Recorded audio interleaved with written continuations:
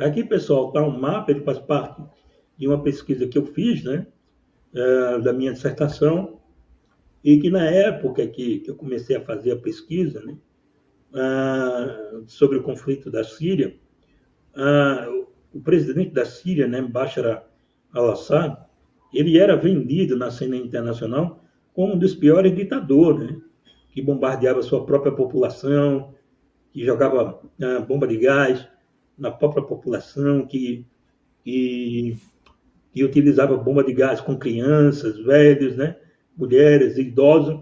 Isso tudo era vendido na cena internacional. Só que eu identifiquei e eu trouxe para a minha dissertação um artigo de Mini, ele escreveu um artigo sobre a geopolítica do petróleo e a crise da Síria. E nesse artigo, ele fala abertamente como a luta pela democracia dentro da Síria foi uma cortina de fumaça, foi uma falsa bandeira para ocultar justamente uma disputa em andamento ainda mais relevante, com impactos étnicos, religiosos e geopolíticos tanto para a região do Golfo Pérsico quanto para a balança do poder mundial. E que disputa é essa? Exatamente o Catar, quando a gente vê aqui, embaixo do mapa, né? Esse país que está abaixo, e essa linha vermelha, azul, que vai do Catar, passa pela Arábia Saudita, Jordânia, Síria e Turquia, né? O Catar, ele fez uma proposta ao presidente Bashar al-Assad de construir um gasoduto, né, de 1.500 quilômetros, passando por esse canal de distribuição, para levar gás, né, gás para a Europa. O Catar compartilha, né, um campo de exploração chamado Salt Pars North Dan. Tanto o Catar quanto o Irã compartilham a exploração desse campo aí. Então, o Catar fez essa proposta para a Europa. Isso ia ligar diretamente o Catar, olha a importância geopolítica desse gasoduto. Isso ia ligar o Catar diretamente com os mercados de energia da Europa.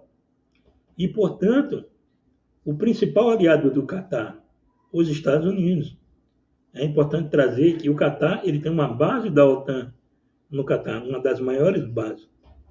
E no mesmo período, o Irã também fez essa proposta de construir um gasoduto passando pelo Irã, Iraque e Síria.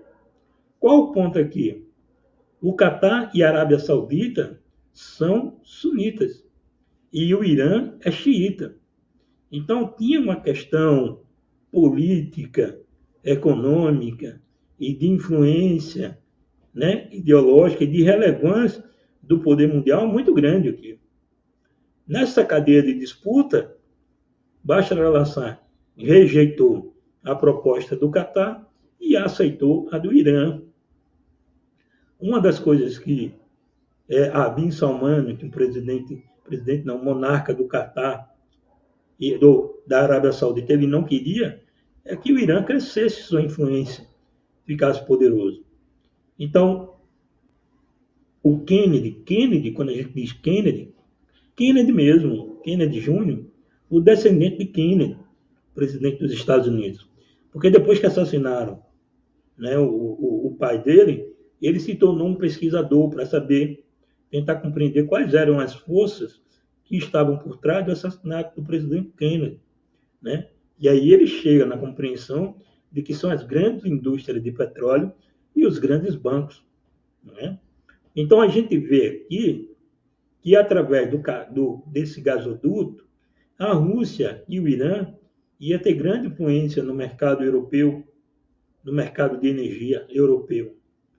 Então, nesse momento aqui, exatamente se verificou quando o presidente da Síria assinou o documento do Irã aceitando a proposta, um pouco meses depois surgiu a convulsão dentro da Síria. Quando você vai nos documentos revelados pelo Wikileaks, lá revela através de trocas, né, de telegramas diplomáticos e também das agências de inteligência do Catar, da Arábia Saudita e dos Estados Unidos e de Israel, que eles não ficaram felizes com esse ato e tentaram o quê?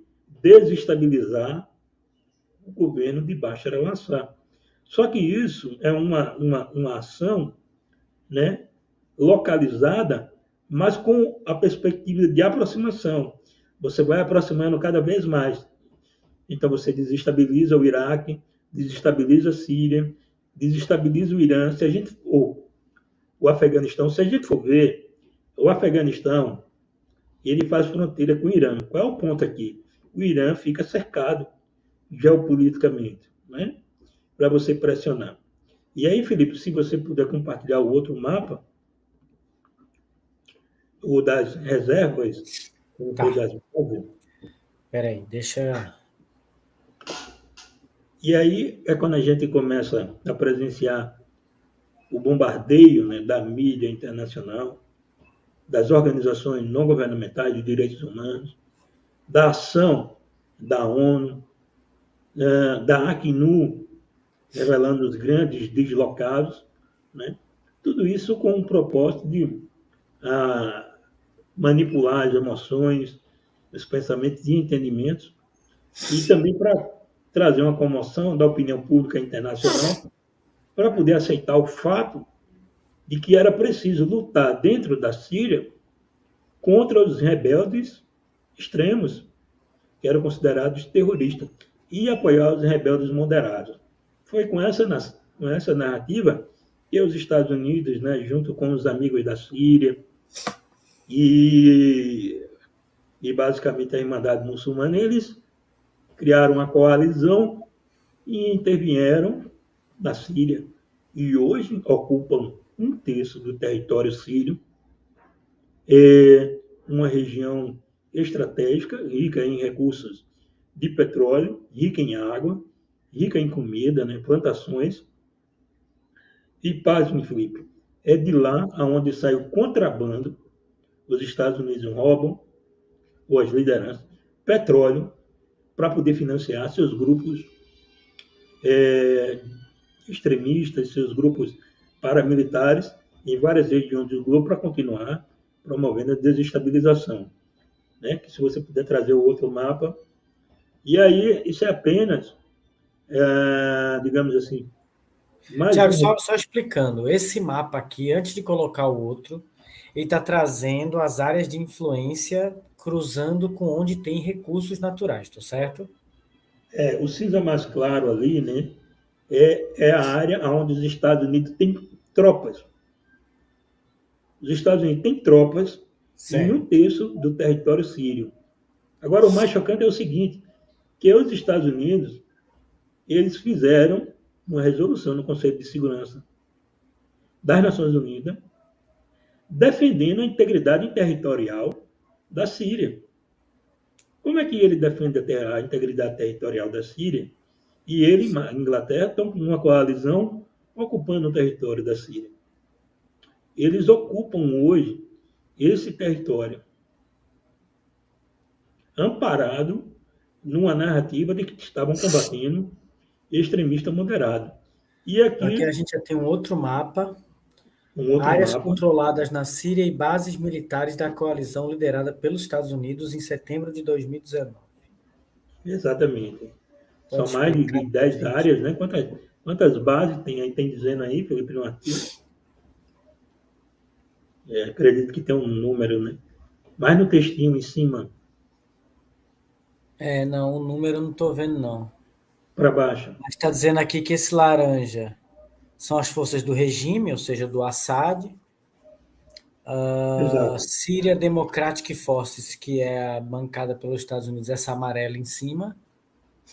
Estado Islâmico é a marca de preto. Isso. E Tá aí vai. falando, Aí tem de bases militares, no contei textinho vinte e embaixo, duas aqui. Contei 22. 22 bases militares. Pois é, ou seja, E a muitas maior parte bases. delas está junto de campos de óleo, de petróleo e gás. Exatamente.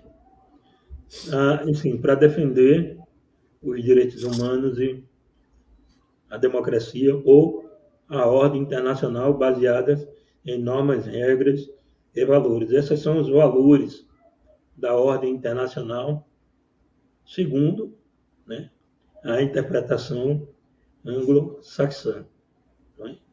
Então, na prática, foi para isso.